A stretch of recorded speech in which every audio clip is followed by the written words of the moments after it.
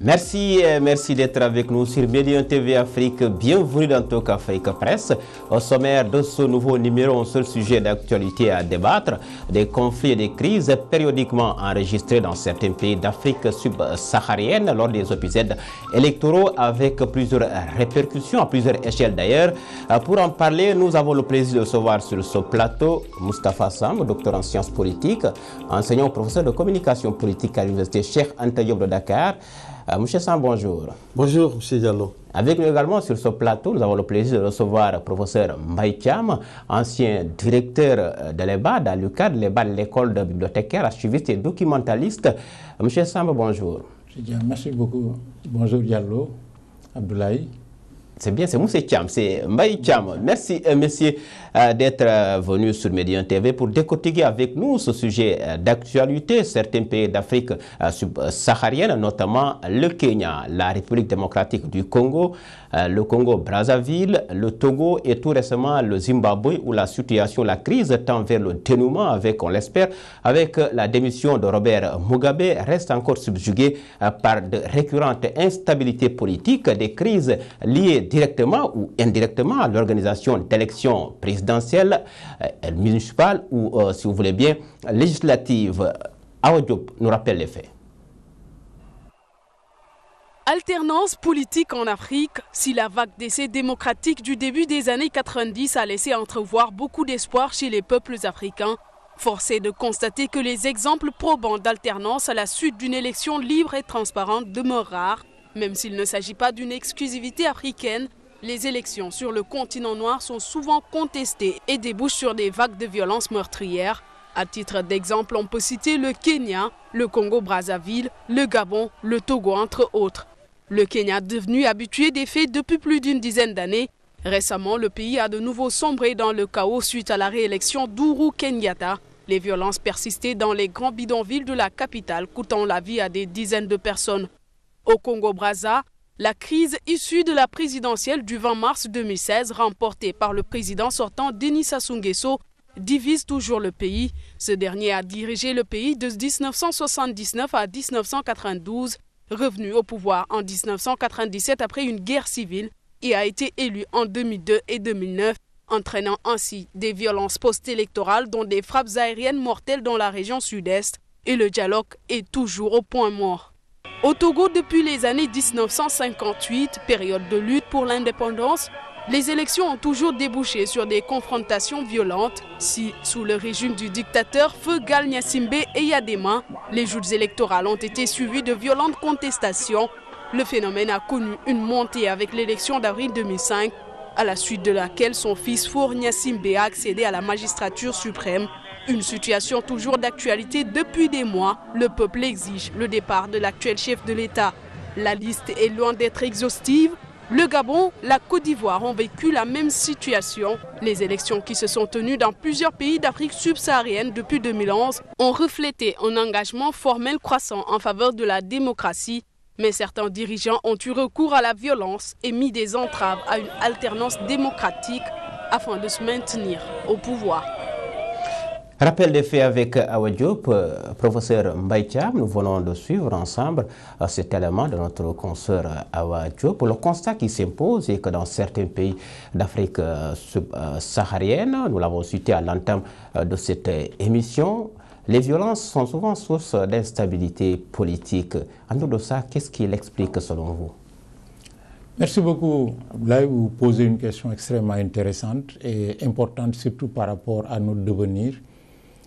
Nous sommes, après plusieurs siècles de traite négrière, après un siècle et demi de colonisation, entrés dans une ère d'autonomie, d'indépendance et de souveraineté depuis 1960, qui malheureusement n'ont pas encore produit les effets attendus en termes de revenus sur le plan politique, démocratisation, sur le plan économique, développement. Parce qu'on a l'impression, sinon quand on observe la réalité politique africaine, on constate, en tout cas en Afrique subsaharienne, que c'est la crise qui est la règle, et la stabilité, la démocratie, l'exception. Et ça, je pense que tant qu'on n'aura pas réglé cette question, on ne réglera pas le défi majeur qui est le développement de l'Afrique. Les explications peuvent se retrouver à plusieurs paramètres. Le premier, c'est la persistance de certaines catégories de responsables politiques à se pérenniser au pouvoir, à construire à la place des républiques des monarchies républicaines. Tant que des partis politiques, des leaders politiques penseront que la seule fonction qu'ils peuvent assumer, c'est d'être président de la République, ils font le lit pratiquement de la crise parce que les violences pratiquement sont appelées par la violence.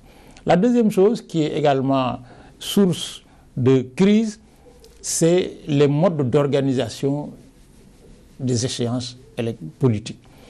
Tant qu'on n'aura pas maîtrisé des systèmes transparents, des systèmes démocratiques, des systèmes qui permettent et qui remettent au peuple la souveraineté du choix de ses représentants, mais on ouvre la porte pratiquement à la violence et donc à la crise. Si la seule forme d'alternative au pouvoir, c'est le coup d'État, ou les manifestations, les soulèvements et les révoltes, évidemment, les élections deviennent des exceptions. Heureusement qu'il y a de quelques exceptions en règle, le Cap-Vert, tout proche de nous, le Sénégal et quelques deux autres pays. On reviendra dans le cours de cette émission sur ces cas où vous êtes considérés comme des modèles démocratiques en Afrique subsaharienne.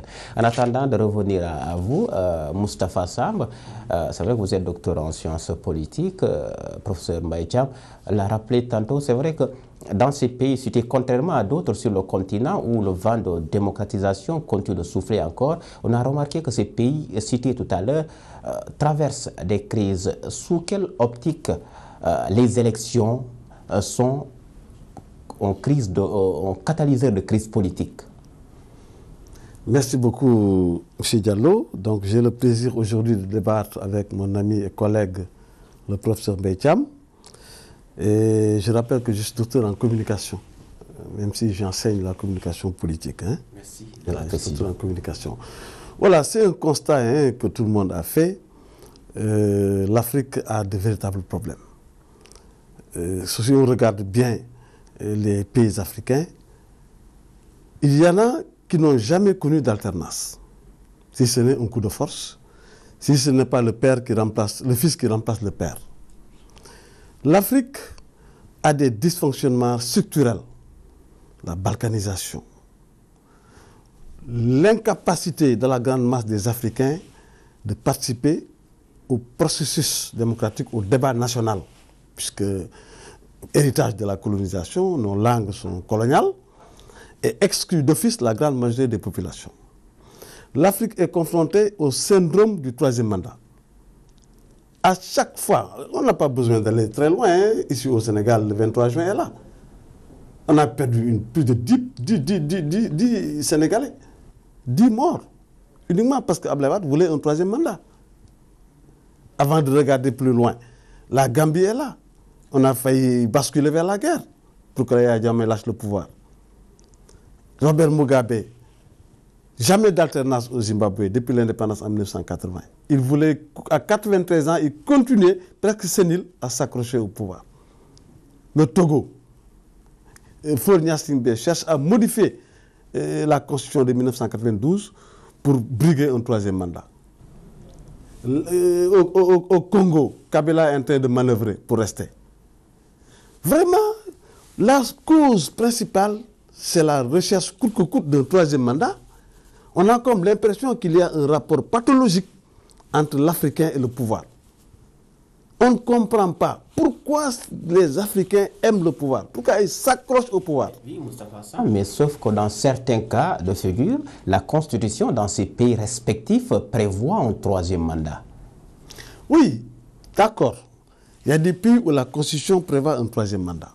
Mais il y a des pays où la Constitution limite les mandats à 2 et qu'à la fin du mandat du président en exercice, on cherche à tripatouiller la Constitution pour pouvoir continuer, se maintenir au pouvoir. C'est ce qui se passe aujourd'hui au Togo. Ce qui s'est passé au Zimbabwe. Robert Mugabe voulait apparemment mourir au pouvoir ou passer le flambeau à sa propre femme. Mais tout ça, c'est des dérives. On ne comprend pas. Pourquoi l'Africain est incapable de gérer, de diriger, de finir son mandat et de laisser la vie continuer? Alors, professeur Mbaye Thiam, finalement, quelle instruments juridico-institutionnels pour promouvoir la gouvernance politique? Oui, mais il faut s'en retourner à notre propre histoire d'abord, c'est-à-dire toute notre trajectoire de gestion autonome de nos structures sociales et de nos objectifs historiques, notre rencontre avec le système colonial, qu'est-ce qu'on en a retenu comme solution susceptible de bonifier ce qu'on avait comme système politique, et puis voir ce qui se passe autour de nous dans le monde. L'Afrique n'est pas un point isolé dans le monde à l'écart de ce qui se fait dans le monde. Le système démocratique, je rappelle, n'a pas été amené dans notre pays par le colonialisme. En 1776, Thierno Souleymane Baal a créé dans le Fouta Toro une théocratie musulmane dont la constitution dépasse en règles démocratiques l'ensemble des constitutions qu'on essaie de nous vendre sur le plan démocratique, qui limitait les mandats, qui limitait même le choix des candidats à l'intérieur des différentes structures politiques et qui avait fait de l'éthique et du don de soi le signe directeur pratiquement de toute ambition politique. Maintenant, le problème est que, comme l'a dit le professeur Sambou tout à l'heure, nous avons, au sortir du système colonial, nous sommes entrés dans un jeu institutionnel et politique qui n'est pas le nôtre. Est-ce que ce que l'on appelle démocratie en France, en Italie, aux États-Unis a le même sens que ce que l'on pourrait appeler démocratie dans nos pays? Est-ce que les institutions qui nous gouvernent sont aptes à structurer nos sociétés dans une perspective de développement et de jeu politique démocratique? J'ai l'habitude de demander à mes étudiants de me dire dans leur langue africaine que signifie président de la République, président de l'Assemblée nationale, président du Conseil économique, social. Qu'est-ce que ça signifie? C'est-à-dire qu'on a calqué sur une société des institutions et des formes d'institutions importées de l'étranger sans en faire l'analyse nécessaire de domestication. Et résultat, nous sommes entrés dans un cycle de violence, un cycle de crise qui n'est pas prêt de s'estomper tant qu'on n'aura pas défini ce que le professeur appelait tout à l'heure notre rapport au pouvoir politique. Le pouvoir politique sert à faire quoi? Faire de la politique convient à faire quoi? Tant qu'on n'aura pas répondu de manière sociale, pour ne pas dire sociétale, à des questions aussi principielles, faire de la politique reviendra à faire du commerce comme de n'importe quoi. Or, ce n'est pas... J'ai l'habitude de dire que faire de la politique participe pour beaucoup, en termes d'ambition, au sacrifice individuel pour renaître collectivement dans une ambition collective. Servir son peuple. Mais évidemment, quand le jeu démocratique est faussé dès le départ, on fait le lit de la crise sociale et politique en permanence. Et vous, qu'est-ce qu'entendez-vous par... Qu'est-ce que vous... je veux dire, la démocratie. Comment allez-vous définir la démocratie? Parce que tout à l'heure, vous l'avez dit, on parle de démocratie en Afrique, alors que le jeu est biaisé dès le départ. Mais la démocratie, ce n'est pas les Grecs qui l'ont d'ailleurs définie, même si le mot est d'origine grecque. Le gouvernement du peuple, par le peuple, pour le peuple. Ça a été défini dans l'Égypte ancienne par une société africaine qui a transmis progressivement l'idée à tout son environnement jusqu'à aujourd'hui. La question, c'est quel est le sens du rapport des leaders et des populations à la chose politique. Avant de devenir la démocratie, qui est un mode opératoire de gestion des orientations politiques, la question principale, c'est les leaders politiques et les sociétés politiques servent à faire quoi dans une société donnée? Pour la nôtre en Afrique, il s'agit de régler un problème existentiel, c'est le sous-développement. Le sous-développement ne se réglera dans aucune société au monde ne se développe dans la tyrannie et la dictature. Parce que les tyrannies et dictatures se terminent toujours dans la catastrophe. C'est dans la démocratie, c'est-à-dire le respect de l'essence humaine des sociétés, le respect de la morale, le respect de l'éthique et la priorité donnée au collectif sur les individus et sur les coteries. Et ça demande de la part de ceux qu'on appelle leaders politiques dans nos contrées beaucoup d'efforts sur eux-mêmes. Les gens oublient souvent que ce ne sont pas les leaders qui font les peuples, c'est les peuples qui font les leaders. Ce n'est pas les leaders qui font les peuples, c'est les peuples. Or, les peuples font des leaders quand ils se reconnaissent en termes d'intérêt collectif dans le leadership de quelqu'un ou d'un groupe de personnes. Or, visiblement, on ne se reconnaît pas dans le leadership africain contemporain, à quelques rares exceptions. Mandela restera leader jusqu'à la fin des temps, parce qu'il a montré que c'est le pouvoir qui le voulait, lui n'a jamais voulu le pouvoir. La preuve, quand il a tenu et était capable d'en faire ce qu'il veut, il a renoncé librement. Et le peuple sud-africain et les peuples africains feront de lui jusqu'à la fin des temps un leader charismatique. Ceux qui se battent pour des troisièmes mandats, mais se battent non pas pour des troisièmes mandats, mais pour des monarchies républicaines. Ils veulent rester au pouvoir, mourir au pouvoir. Et en mourant, transmettre le pouvoir à leurs femmes, à leurs enfants, à leurs neveux. Et ça ne peut pas faire le lit de la priorité des priorités qui nous interpellent depuis 1960, la lutte contre le sous-développement. Alors c'est clair. Moustapha Samb, finalement, comment prévenir ou lutter contre les instabilités politiques de façon générale dans ces pays d'Afrique subsaharienne? Vous voyez, il y a des problèmes de fond. Je crois que le professeur Mbaye-Thiam l'a rappelé tout à l'heure. La révolution Toro de 1776. Mais tout est dedans. On n'a pas besoin de référentiel extérieur. On a des modèles endogènes sur lesquels on peut s'appuyer pour nous développer, pour gérer nos pays. Mais toujours on regarde de l'extérieur. Samir Amin disait que nous devons exclure du champ de notre coopération les modèles, les références et les labels extra-africains qui ont si souvent contrarié nos options, limité notre liberté de choix et aliéné notre autonomie d'action. Mais il faut qu'on soit libre. La politique, l'accès au pouvoir, ce n'est pas une fin en soi. La démocratie, ce n'est pas une fin en soi, c'est un moyen pour développer un pays. Nous, on adopte la démocratie occidentale. Dans un pays où les concepts ne sont pas compris, on ne parle pas français, la grande majorité du peuple est exclue de ce qui se passe, et on dit qu'on veut se développer. Cheikh Anta disait que le développement, c'est le peuple qui est le moteur du développement. Les dirigeants ne sont que là pour aiguillonner. Mais en Afrique, c'est le contraire. Il y a le principe de l'acceptation générale en Afrique de l'organisation des élections auxquelles le peuple est appelé à choisir librement ou à sanctionner les gouvernants au moyen de sa carte d'électeur. À chaque fois qu'il y a des problèmes, les ingrédients avaient été annoncés avant. Je l'ai dit, il y avait un dialogue politique au Sénégal avant-hier. C'était l'occasion de dire, pour moi, en tout cas pour moi qui suis dans le landerneau politique, tant qu'on n'adopte pas une démarche consensuelle qui implique tout le monde, avant les élections, je dis bien, on s'achemine vers des crises. La crise s'annonce avant les élections. Et tout le monde le sait. Personne n'en parle. Parce que pour eux, l'essentiel, c'est d'accéder au pouvoir ou de conserver le pouvoir. Mais si tu as le pouvoir et que par la suite, tu n'es pas en paix pour gouverner, ça pose problème. Chaque fois qu'il y a des problèmes en Afrique, c'est parce que les gens n'ont pas discuté, c'est parce qu'on a instrumentalisé telle ethnie ou telle autre ethnie. Si tu prends l'exemple, par exemple, d'un pays comme le Burundi, mais tout le monde sait qu'il y a une connotation ethnique. Vous allez dans un pays comme le Togo, l'ethnie est toujours là. Au Togo, on a remarqué ce dialogue de sourds entre l'opposition et le camp du pouvoir qui persiste encore.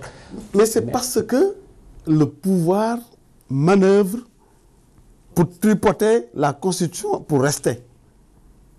Alors que la Constitution de 1992 au Togo limite les mandats à 2. Lui, il va bientôt terminer ses 2 mandats. Mais il manœuvre maintenant dans une nouvelle Constitution de 2002 pour pouvoir tripoter, pour pouvoir en tout cas avoir un troisième mandat. C'est ça le problème. Et l'opposition togolaise prend les devants. C'est la même chose au Congo, la République démocratique du Congo. Donc je crois que ce sont nos chefs d'État, à 80%, qui sont responsables des problèmes de l'Afrique. Parce que ce sentiment patriotique, avoir le pouvoir pour transformer la société dans le sens du développement, des attentes des populations, ce n'est pas cela qui les fait rêver. Ils sont là pour eux-mêmes.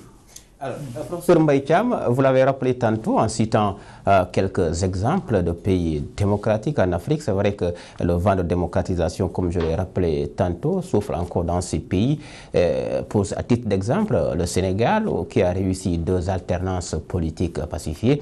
À côté, il y a le Cap-Vert. Aujourd'hui, qu'est-ce qu'il faut pour que ces pays d'Afrique subsaharienne qui traversent des crises politiques, qu'est-ce qu'il faudra faire pour qu'il y ait de la stabilité dans ces pays?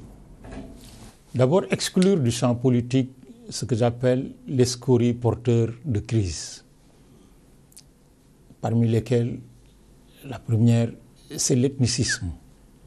Quand une ethnie accapare le pouvoir dans un pays, quel qu'il soit, exclut les autres ethnies et utilise tous les subterfuges possibles pour se pérenniser au pouvoir, les autres n'ont pour solution que la violence. Exclure les considérations d'ordre religieux sur le champ politique. Quand des religieux d'un bord ou d'un autre excluent les autres, la seule alternative, c'est la violence. Et surtout, instaurer des systèmes de transparence politique, de responsabilité politique, laisser aux populations le libre choix de choisir leur leader et instaurer enfin des leaderships d'éthique et d'équité.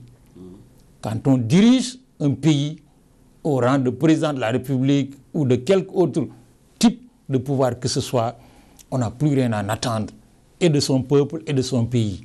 On s'oublie en tant qu'individu et en tant que responsable de famille ou de groupe pour réapparaître comme leader charismatique d'un pays. Et des populations, nous aussi. Senghor est parti de ce pays librement, en renonçant au pouvoir. Et même les générations qu'il avait combattues, comme la nôtre, sur le plan idéologique et politique, lui reconnaissent aujourd'hui toute la grandeur que mérite son acte. Abdou Diouf a été battu. Il ne s'est plus jamais retourné sur l'espace politique sénégalais. Il a laissé librement tourner la roue de l'histoire. Et les autres, qu'est-ce qu'ils font? Soit ils refusent de partir et ils utilisent des artifices, comme disait le professeur Samb tout à l'heure, pour se pérenniser au pouvoir, ou alors ils organisent des élections truquées. On a vu au Togo, les gens qui sont surpris n'ont pas de mémoire. La première élection que Faure Gnassingbé a gagnée au Togo, mais en pleine journée électorale, les militaires ont fait le tour des bureaux de vote de la capitale, ont arraché les urnes. Ça n'a pas empêché le soir de proclamer les résultats. Seule la force pourra faire partir Faure Gnassingbé. Parce qu'il est inadmissible que dans un pays, depuis 1963, la même famille, la même ethnie, le même groupe, mais dirige le pays. Tant que le niveau de communication internationale, par le biais des technologies de l'information, la médiatisation et l'ouverture internationale permettaient de gérer à l'étroitesse de notre territoire ces questions, il y avait des choses possibles. Aujourd'hui, ce n'est plus possible. La médiatisation est là, tout le monde est au courant. Ce qui se passe au Togo, tout le monde sait. Ce qui se passe en RDC, tout le monde sait. Il faut laisser, comme disait l'autre, tourner librement la roue de l'histoire. Les peuples africains, on n'a pas besoin de les manipuler parce que les manipulateurs sont toujours les derniers à se rendre compte qu'ils travaillent à leur propre perte. La politique, c'est un sacerdoce. C'est un don de soi. Ne pas le comprendre, c'est s'exposer. Et malheureusement, en s'exposant, on expose aussi son peuple dans des crises pratiquement dont les populations ont le plus à souffrir en termes de perte en vie humaine, de perte de leurs biens et surtout de systématiquement blocage de l'évolution économique de notre pays. Alors, nous sommes presque arrivés au terme de cette émission en quelques secondes. Votre appréciation par rapport à la situation à laquelle nous assistons présentement au Zimbabwe avec cette crise qui tend vers le dénouement? Très rapidement. Mugabe a détruit en moins de 5 ans tout un héritage de patriotisme, de lutte et de leadership de combat. Les gens oublient qu'il est arrivé au pouvoir à la tête d'une lutte armée en Rhodésie. Évidemment, à vouloir s'éterniser au pouvoir et à ne penser qu'en termes de renouvellement, seule sa femme pouvait le remplacer ou une partie de sa famille, il est rentré, il est sorti par la petite porte de l'histoire après être entré par la grande porte. Moustapha Samb, très rapidement, la lecture que vous en faites par rapport à la situation au Zimbabwe. Comme l'a dit mon ami le professeur Mbaïka, mais au Zimbabwe, c'est le changement dans la continuité. Puisque le Premier ministre qui était là a travaillé longtemps avec Robert Mugabe. Les irrégularités au Kenya, aujourd'hui, on a vu ce que cela a donné. Le président, l'opposition a boycotté, à faisant dénoncer des irrégularités. Le président a réussi à rester quand même au pouvoir, mais il faut s'attendre à ce qu'il y ait des perturbations plus tard. Seulement, les problèmes africains sont des problèmes globaux. Dans le contexte de la balkanisation, dans le contexte de la mondialisation, il faut que l'Afrique bascule vers son destin fédéral, comme disait Cheikh Anta. Si on ne peut pas faire comme Nkrumah du Cap au Caire, Dakar à Djibouti, il faut au moins unir les pays africains. Tant qu'on ne le fait pas, l'Afrique sera toujours faible dans le contexte de la mondialisation et dans le contexte justement de l'évolution actuelle du monde. C'est la fin de cette émission Talk Africa Press. Merci à Moustapha Samb, enseignant-chercheur, docteur en sciences politiques, docteur également en communication politique. Merci également à professeur Mbaye Thiam, ancien directeur de l'EBAD à l'université Cheikh Anta Diop de Dakar. Merci également à vous d'avoir été des nôtres et vous pouvez retrouver cette émission sur le site internet de Médian TV Afrique. Grand merci aux équipes techniques et rédactionnelles. Le rendez-vous est pris pour le prochain numéro.